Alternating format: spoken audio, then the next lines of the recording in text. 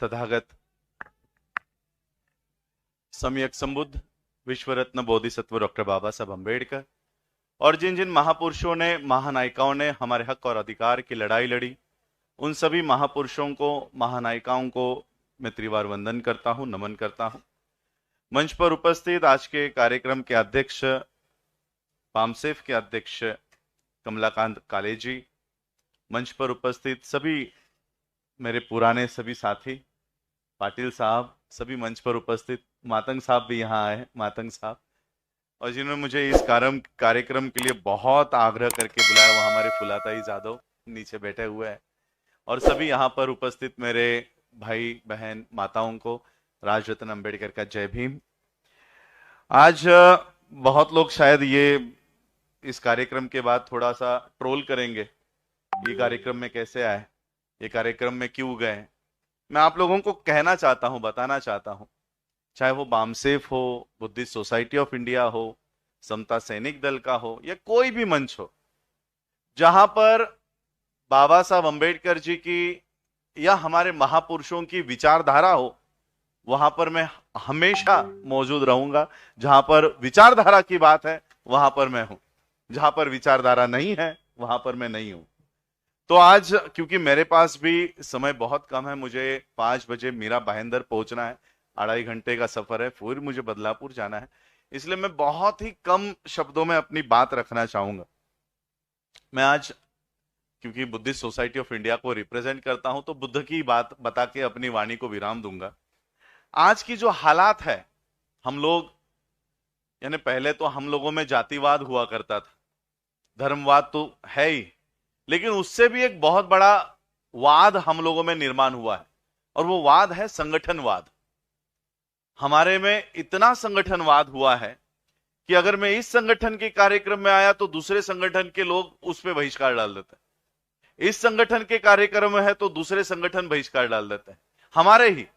हमारी दिल्ली में एक कॉन्फ्रेंस हो रही थी, वहां पर एक डेटा हमारे सामने प्रेजेंट किया गया कि अंबेडकर नाम से, सिर्फ अंबेडकर नाम लेकर इस देश में 1 लाख संस्था काम कर रही है। 1 lakh organisation having the name of Ambedkar, Ambedkar organisation, Ambedkar society, Ambedkar centre, पता नहीं क्या क्या। और फिर हमारे बाकी के महापुरुषों के नाम से अलग, बुद्ध के नाम से अलग, गुरु रविदास जी के नाम से अलग, गुरु नानक के नाम से अलग, महात्मा फुले के नाम से अलग, शाहू महाराज के नाम से अलग। ऐसे अगर देखा जाए तो 10 लाख से भी ज्यादा संगठनाएं आज हम लोगों में काम कर रही है। 85% लोगों की 10 लाख से भी ज्यादा संगठनाएं आज भारत में काम कर रही है, और 3.5% लोगों की सिर्फ एक ऑर्गेनाइजेशन है। मैं कॉमर्स ग्रेजुएट हूं, पीजी हूं, पीएचडी हूं, नंबर्स मुझे ज्यादा अच्छे समझ में आते हैं। तो नंबर्स अगर देखा जाए तो 10 लाख बड़ा होता है, 1 छोटा होता है। तो 10 लाख अगर बड़ा है तो 10 लाख लोगों का कब्जा होना चाहिए देश पे।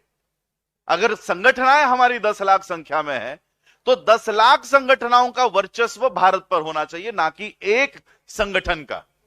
लेकिन भारत में कॉमर्स हो, मैथमेटिक्स हो, उल्टा हो जाता है। यहां पर एक बड़ा है और 10 लाख का कोई मोल नहीं है। 10 लाख ऑर्गेनाइजेशंस, 10 लाख संगठनाओं का कोई मोल यहां पर नहीं है, और एक ऑर्गेनाइजेशन का मोल है। ये मैथमेटिक्स यहां आकर उल्टा कैसे हो जाता है, मैं आपको एक उदाहरण देना चाहता हूं। मेरी जो बात मुझे समझानी है बुद्ध के उस प्रसंग के माध्यम से, वो बात समझाने के लिए ये बात करनी पड़ रही है। देखिए, आज इस देश में एक ऑर्गेनाइजेशन है जिसका नाम है राष्ट्रीय स्वयंसेवक संघ। उसकी 104 ऑफिशियल विंग्स है, महिलाओं के लिए दुर्गा वाहिनी, युवाओं के। तो ये एक आरएसएस, एक ऑर्गेनाइजेशन का पूरे देश भर में कब्जा कैसे हो चुका है। सुप्रीम कोर्ट उनके हाथ में, पार्लियामेंट उनके हाथ में, राज्यसभा उनके हाथ में, मीडिया उनके हाथ में, प्रशासन उनके हाथ में, इलेक्शन कमीशन ऑफ इंडिया उनके हाथ में, ईडी उनके हाथ में। पूरा देश एक ऑर्गेनाइजेशन के कब्जे में कैसे है, और 10 लाख ऑर्गेनाइजेशंस, इनका कहीं पर भी इनका वर्चस्व क्यों नहीं है, उसकी एक आप लोगों को उदाहरण देके समझाना चाहता हूं। विचारधारा की मैंने इसलिए बात की, हमने देखा 2014 में जब इलेक्शंस का माहौल था, इलेक्शंस डिक्लेयर नहीं हुई थी, इलेक्शंस का माहौल था, तब नरेंद्र मोदी उनसे भी पहले लाल कृष्ण आडवाणी ये इस देश के पीएम पोस्ट के कैंडिडेट थे, डिक्लेयर थे, आरएसएस के माध्यम से डिक्लेयर थे कि ये 2014 में ये प्रधानमंत्री पद के उम्मीदवार होंगे। लेकिन एक रात में आरएसएस को यह महसूस हुआ शायद लाल कृष्ण आडवाणी के नेतृत्व में हमें इतनी सीटें नहीं मिलेंगी, इतने सीटें नहीं मिलेंगी, इसलिए उन्होंने एक ही रात में पीएम कैंडिडेट बदल दिया और उन्होंने गुजरात से इंपोर्ट करके नरेंद्र मोदी को देश का पीएम कैंडिडेट घोषित कर दिया। बताओ मुझे, 2014 से लेकर आज तक 2022 खत्म होने आया है, क्या इतने सालों में कभी लाल कृष्ण आडवाणी प्रेस कॉन्फ्रेंस लेकर आरएसएस का विरोध किया है? कभी बीजेपी का विरोध किया है? क्या वहां से बाहर आकर ब्रैकेट में कोई बीजेपी एलके आडवाणी बनाई? क्या कोई आरएसएस एलके आडवाणी बनाई? नहीं। वो उनकी विचारधारा को फैलाने के लिए प्रधानमंत्री पद का भी त्याग करने को तैयार हो जाते हैं।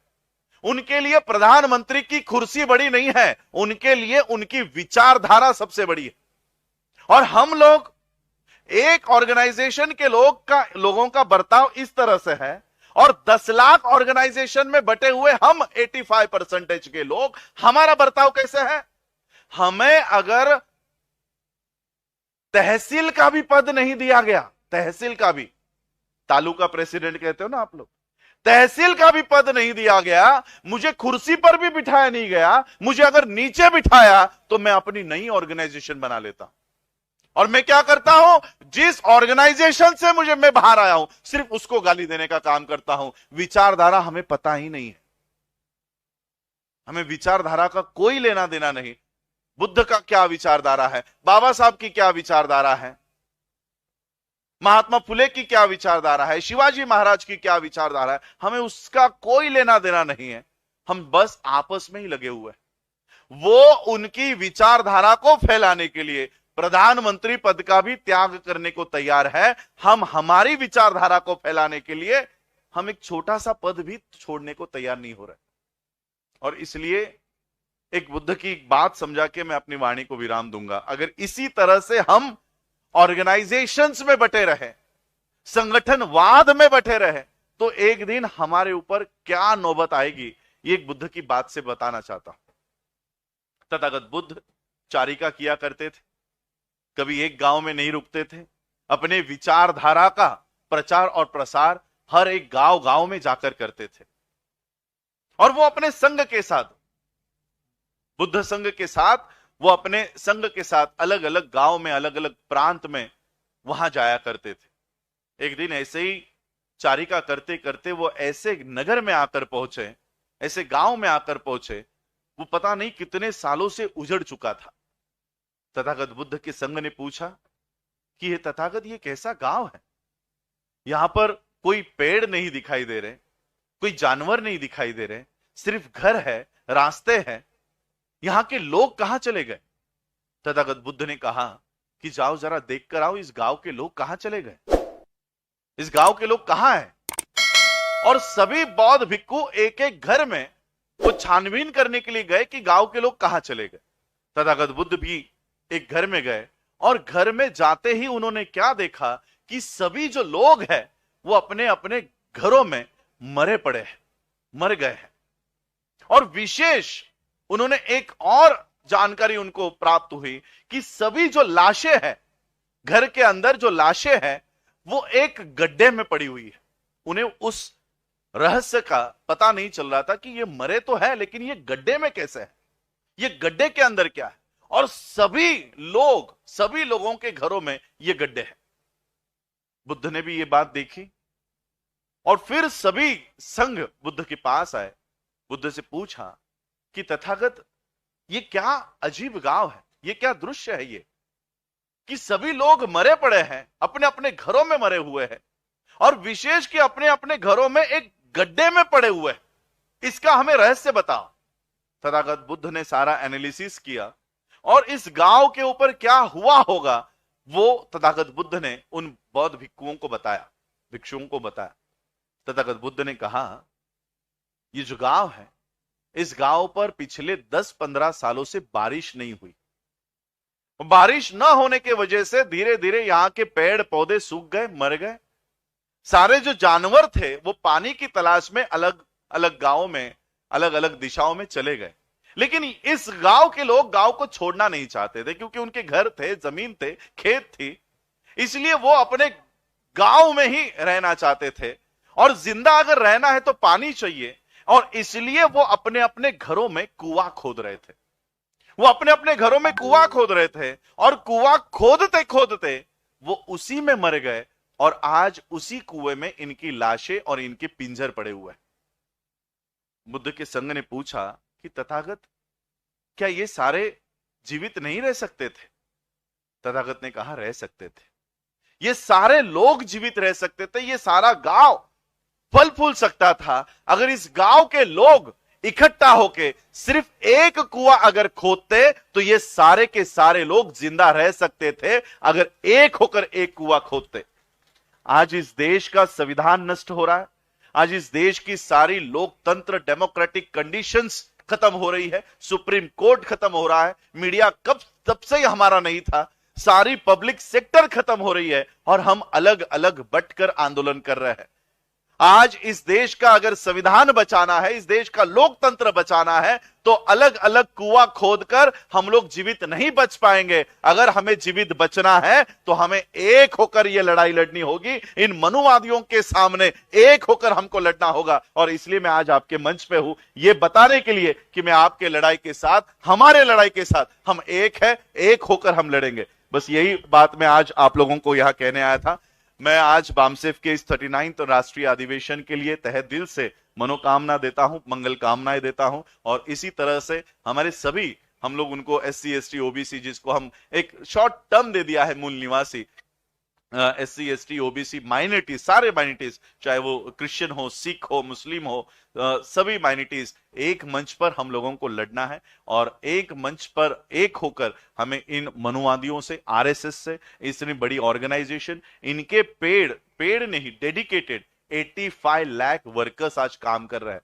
85 लाख वर्कर्स, इस तरह से हम लोगों को इतनी बड़ी तादाद में, इतने बड़े संगठनों से हम लोगों को लड़ना है, तो उस हिसाब से हमको ऑर्गेनाइज होकर काम करने की जरूरत है। आज आप लोगों ने मुझे बुलाया, मैं बहुत बहुत आभार व्यक्त करता हूं, खास करके हमारी फुलाताई जी का आभार व्यक्त करता हूं। पता नहीं वो पिछले कितने दिनों से मुझे फोन कर रही है, और मैं फोन भी नहीं उठा पा रहा था, इतना मैं कंटिन्यूसली बिजी था। दोपहर में 12 बजे आया हूं, बिना खाना खाए, पानी भी नहीं पिया, मैं वैसे ही नहा के तुरंत यहां पर आया हूं। फिर मुझे मीरा भाई अंदर निकलना है, तो मैं आपसे मैं बहुत खुश होता कि अगर मुझे पूरा दिन का सेशन सुनने मिलता, क्योंकि यही वो मंच है जहां से मैं तैयार हुआ हूं। मैं हमेशा इसको अपना घर समझता हूं, बामसेफ को अपना घर समझता हूं। जब भी मेरी जरूरत पड़े, मैं हमेशा आप लोगों के साथ हूं। आप लोगों ने मुझे सुना, उसके लिए बहुत बहुत आभार, धन्यवाद। जय भीम, जय भारत।